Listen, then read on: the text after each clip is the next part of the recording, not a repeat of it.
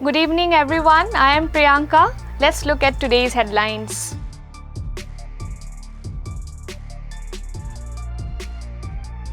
Pictures of Kannada film actor Darshan relaxing in jail go viral, getting VIP treatment, stirs debate all over.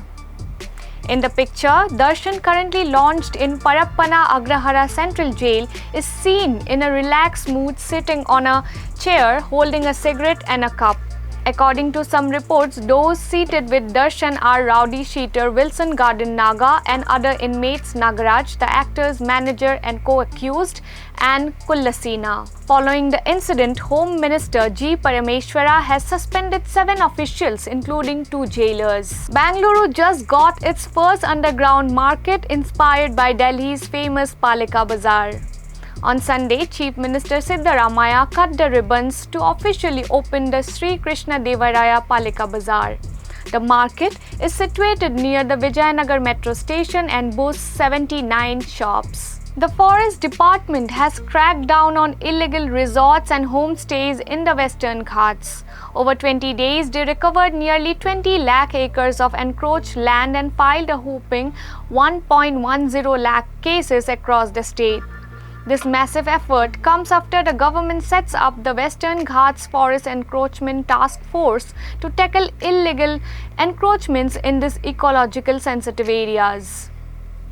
They focused on areas across 10 districts including Mysuru, Udupi, Kodagu, Chamarajnagara, Hassan, Belagavi, Uttara Kannada, Dakshina Kannada, Shivamogga and Chikmagaluru. The Malayalam film industry is in turmoil after the Justice K. Hema Committee's shocking revelations about harassment and abuse of women professionals.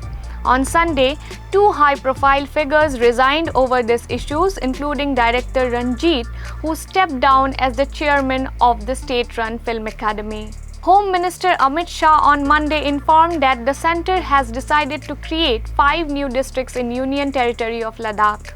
He said that new districts are Janskar, Dras, Sham, Nubra and Sangthang, which will benefit the people and improve governance. India has considered sourcing new cheetahs from Somalia, Tanzania, Sudan and other range countries closer to the equator or in the northern hemisphere to avoid biorhythm complications observed in the big cats which were earlier brought from southern hemisphere countries like South Africa and Namibia. The founder and the CEO of Telegram, Pavel Durov, was detained at the Paris airport on Saturday evening, according to the French media reports. Durov, who holds both French and Russian citizenship, was stopped by the investigators from the National Anti-Fraud Office after arriving from Azerbaijan at Paris Le Bourgeois airport.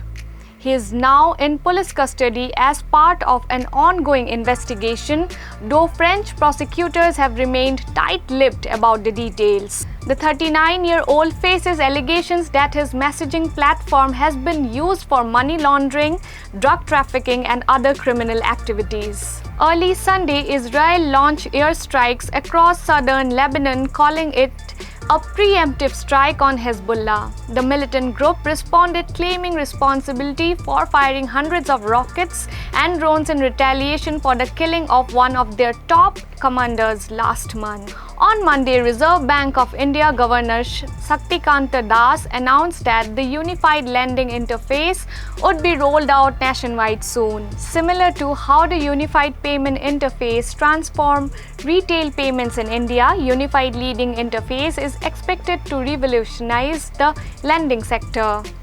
The RBI governor explained that the ULI will enable a smooth consent-based digital information flow, speeding up credit approval, especially for smaller and rural borrowers. Former India opener Shikhar Dhawan, who just announced his retirement from international cricket on Saturday, has now joined the Legends League cricket. The 38-year-old left-hander is now eligible to participate in T20 tournaments outside of Indian Premier League. That's all for today. For more such news and updates, subscribe to Daily Salar Digital.